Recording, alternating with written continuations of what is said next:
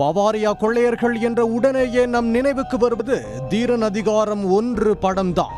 பவாரியா கொள்ளை கும்பலின் கொடூர முகத்தையும் அட்டகாசத்தையும் அவர்களை பிடிக்க தமிழ்நாடு காவல்துறை மேற்கொண்ட கடும் முயற்சிகளையும் இந்த திரைப்படம் எடுத்து காட்டியது. இந்த படம் உருவாக காரணமான கும்மிடிப்பூண்டி அதிமுக முன்னாள் எம்எல்ஏ சுதர்சனம் கொலை நடந்து 20 ஆண்டுகளை கடந்துள்ள நிலையில் இந்த வழக்கின் பின்னணி என்ன? திருவள்ளூர் மாவட்டம் கும்மிடிப்பூண்டி தொகுதி அதிமுக எம்எல்ஏவாக இருந்த சுதர்சனம் பெரியபாளையம் அருகே உள்ள தானாகுளத்தில் தனது குடும்பத்துடன் வசித்து வந்தார். கடந்த 2001 முதல் 2006 காலகட்டத்தில் ஜெயலலிதா தலைமையிலான அமைச்சரவையில் சுதர்சனம் சிறிது காலம் பிற்படுத்தப்பட்டோர் நலத்துறை அமைச்சராக இருந்தார்.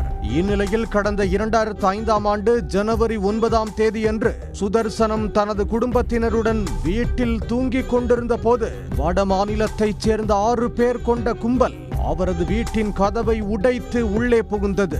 சுதர்சனத்தின் மகனை கட்டையால் தாக்கி அவரை ஒரு தனி அறையில் பூட்டி வைத்தனர். அப்போது சத்தம் கேட்டு மாடியில் தூங்கிக் கொண்டிருந்த சுதர்சனம் கீழே வந்த போது அந்த கும்பல் அவரை துப்பாக்கியால் சுட்டதில் சம்பவ இடத்திலேயே அவர் பரிதாபமாக உயிரிழந்தார். இதன் பின்னர் சுதர்சனத்தின் வீட்டில் இருந்த நகை பணத்தை கொள்ளையடித்துவிட்டு அந்த கும்பல் தப்பிச் சென்றது. ஆளுங்கட்சி எம்எல்ஏ சில காலம் அமைச்சராக இருந்தவரை கொலை செய்து அவரது வீட்டில் கொள்ளையடிக்கப்பட்ட சம்பவம் தமிழ்நாடு மட்டும் இன்றி நாடு முழுவதும் பெரும் பரபரப்பை ஏற்படுத்தியது. இந்த சம்பவம் தொடர்பாக அப்போதைய முதலமைச்சர் ஜெயலலிதா ஜாங்கிட்டி தலைமையில் ஒரு சிறப்பு விசாரணை குழுவை நியமித்தார். இந்த விசாரணை குழுவில் 4 டிஎஸ்பி, 10 ஆய்வாளர்கள், 10 துணை ஆய்வாளர்கள், 3 விரல் ரேகை நிபுணர்கள், 30 போலீஸ்காரர்கள் இடம்பெற்றனர். பல்வேறு குழுக்களாக பிரிந்து பவாரியா கொள்ளை கும்பலை தேடி ஹரியானா, பஞ்சாப், ராஜஸ்தான், உத்தரப்பிரதேசம் உள்ளிட்ட மாநிலங்களுக்கு போலீசார் அனுப்பி வைக்கப்பட்டனர்.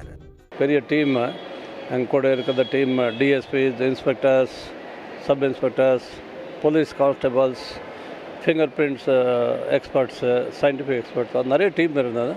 அந்த டீம் வச்சுட்டு நாங்கள் உண்மையாக அந்த குற்றவாளிகள் நாங்கள் பிடிச்சோம். அது ஒரு பெரிய அச்சீவ்மெண்ட். அதில் ஒரு முக்கியமான அச்சீவ்மெண்ட்டுனா ஒவ்வொரு மாதம் அந்த மாதிரி இன்சிடெண்ட் ஆகிட்டே இருந்தது. 24 இன்சிடெண்ட் தமிழ்நாட்டில் முக்கியமான ஒரு பாருங்கள். சேலம் தாலாமுத்து நடராஜன், இதே மாதிரி திருவேற்காடில் கஜேந்திரன், அப்போ இந்த எம்எல்ஏ சுதர்சனம், இந்த மாதிரி முக்கியமான ஆள்கள் நிறைய பேர் விஐபிஸு அண்ட் நிறைய பேர் பாதிக்கப்பட்டாங்க. 24 கேஸு இந்த மாதிரி தமிழ்நாடு முழுவதும் தமிழ்நாடு இருந்தது. அந்த எல்லா கேஸும் நாங்கள் கண்டுபிடிச்சோம். அதை மட்டும் பார்த்தல, அந்த தவிர அந்த பவரியாவுக்கு நாங்கள் ஃபுல் ஸ்டாப் பண்ணிட்டோம். அதுக்கு பிறகு இந்த பவரியா தமிழ்நாட்டுக்கு வரல. ஒவ்வொரு இன்சிடெண்ட் கூட பவரியா கிடையாது. எல்லாத்தையும் ஒவ்வொரு மாதம் எவ்வளோ போலீஸ் ஃபோர்ஸ் நாங்கள் அந்த ஹைவேஸில் போட்டோம், ப்ரிவென்ஷன் எல்லாம் இது பண்ணோம். பட் தடுக்க முடியல. ஆனால் இந்த செக்யூர் பண்ணனால எல்லாம் முடிஞ்சு போச்சு. இந்த ஒரு பவரியா கூட அதுக்கு பிறகு ஒரு இன்சிடெண்ட் கூட நடக்கல தமிழ்நாட்டில். அது ஒரு பெரிய அச்சீவ்மெண்ட். இந்த வழக்கில் தனிப்படை போலீசார் 32 பேர் மீது வழக்கு பதிவு செய்யப்பட்டது.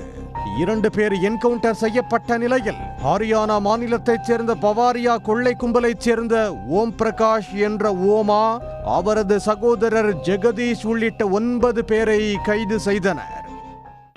தமிழ்நாடு ஸ்டேட் பொறுத்த வரைக்கும் 24 கேஸஸ் இருந்தது, அந்த பவரியா சம்மந்தப்பட்ட கேஸஸ். இதே மாதிரி ஆந்திராவும் கர்நாடகா கேஸஸ் இருந்தது. எல்லா கேஸஸ் நாங்கள் அந்த டைமில் டீம் ஃபார்ம் பண்ணி 2005, 2006 அதை எல்லோரும் செக்யூர் பண்ணோம். மொத்தம் நாங்கள் 13 பேர் அரெஸ்ட் பண்ணிவிட்டு ரிமாண்ட் பண்ணோம். 2 பேரை மேரட்டில் உத்தரப்பிரதேசில் என்கவுண்டர் பண்ணோம். மொத்தம் 15 பேர். இன்னும் சில பேர் கொஞ்சம் அவ்வளோ முக்கியம் இல்லாத ஆளுகள் சில அரெஸ்ட் பண்ணாமல் இருந்தாங்க. அதில் என்ன இருக்கும், சார்ஜ் ஷீட் எல்லாம் போட்டோம். குற்றவாளிகளில் 2 தூக்கு தண்டனை விதிக்கப்பட்டது. பின்னர் அது ஆயுள் தண்டனையாக குறைக்கப்பட்டது. அதில் ஓம் பிரகாஷ் சிறைச்சாலையிலேயே இறந்து விட்டார். மொத்தம் 13 அக்யூஸ் இங்கே வந்திருக்காங்க. நாங்கள் அரெஸ்ட் பண்ணி ரிமாண்ட் பண்ணோம். அதில் இருந்து 4 பேருக்கு நாங்கள் ஒரு 3 கேஸில் 4 பேருக்கு லைஃப் கன்விக்ஷன் வாங்கினோம். ஆக்சுவலி ஃபஸ்ட்டு ஹேங்கிங் பனிஷ்மெண்ட்டு அந்த ஹைகோர்ட்டில் அதை கம்மிட் பண்ணிவிட்டு லைஃப் சென்டென்ஸ் ஆகுது. அது லைஃப் சென்டென்ஸ் இருந்தது. அந்த அது லைஃப் சென்டென்ஸ் காரணங்க 4 பேரில் ஒரு ஆள் இருந்துட்டார், ஓமா பவரியா மெயின் அக்யூஸ். ஆமாம், பாக்கி 3 பேர் இப்போ ஜெயிலில் இருக்காங்க. பாக்கி எல்லாருக்கும் ஒரு அப்படியே இதில் பேல் கிடச்சிச்சு. பேல் கிடச்ச பிறகு திருப்பி அப்பீர் ஆகாமல் இருக்கிறதால அவங்க மேலே வாரண்ட்ஸ் பெண்டிங் இருக்குன்னு நான் கேள்விப்பட்டிருக்கேன். ஜெகதீஷ் 2005ஆம் ஆண்டு முதல் புழல் சிறையில் இருந்து வருகிறார்.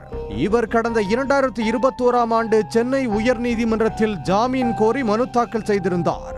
இந்த வழக்கு விசாரணையின் அடிப்படையில் ஜெயில்தர் சிங் என்பவரை கைது செய்ய உத்தரவிடப்பட்டது. அவரும் கைது செய்யப்பட்டு சிறையில் உள்ளார். தற்போது 4 பேர் சிறையில் உள்ள நிலையில் கடந்த 4 ஆண்டுகளாக சென்னை கூடுதல் அமர்வு நீதிமன்றத்தில் சுதர்சனம் கொலை வழக்கு குற்றவாளிகளின் ஜாமீன் மனு விசாரணை நடந்து வந்தது. இந்நிலையில் வரும் 21ஆம் தேதி தீர்ப்பு வழங்கப்படுகிறது. இந்த வழக்கில் தற்போதைய விசாரணை அதிகாரிகள் எப்படி ஆதாரங்களை சமர்ப்பித்து வாதிட்டார்கள் என்பதை வைத்துத்தான் தீர்ப்பு அமையும் என ஓய்வு பெற்ற IPS அதிகாரி ஜாங்கெட் தெரிவித்தார். நான் ரிட்டையர் ஆகிட்டு அதுக்கு பிறகு 2வது நான் ட்ரான்ஸ்ஃபர் ஆன பிறகு ஃபர்ஸ்ட்டு 2006 நான் அடிஷ்னல் IG நார்த் வந்து ட்ரான்ஸ்ஃபர் ஆகிட்டோம். அதுக்கு பிறகு எனக்கு இந்த கேஸுக்கு சம்மந்தம் இல்லை. ஸோ அதுக்கு பிறகு எப்படி கேஸ் அதை ப்ரெசென்ட் பண்ணியிருக்காங்க அதில் தான் கோர்ட்டில் தீர்மானம் வரும். ஆனால் உண்மையாக அந்த குற்றவாளிகள் நாங்கள் பிடிச்சிருக்கோம், கை ரேகை எல்லாம் மேட்ச் ஆகிருக்குது, எல்லாம் அது குற்றவாளி ஒன்று தான். பட் அதை கோர்ட்டில் கேஸ் எப்படி ப்ரெசென்ட் பண்ணுறோம், அதில் நிறைய சாட்சிகள் எவிடன்சஸ் எப்படி ப்ரெசென்ட் பண்ணோம், அதில் தான் கோர்ட்டோட முடியும். அது ப்ரெசென்ட் போலீஸ் எப்படி பண்ணியிருப்பாங்க எனக்கு தெரியல, நான் கோர்ட்டுக்கு போனேன். நாட்டையே உலுக்கி அதிமுக முன்னாள் அமைச்சர் கும்மிடிப்பூண்டி சுதர்சனம் கொலை வழக்கில் வெள்ளிக்கிழமை நீதிமன்றம் வழங்கும் தீர்ப்பு பெரும் எதிர்பார்ப்பை ஏற்படுத்தியுள்ளது. உடனுக்குடன் செய்திகளை தெரிந்து கொள்ள சன் நியூஸ் பெல் ஐகானை கிளிக் பண்ணுங்க.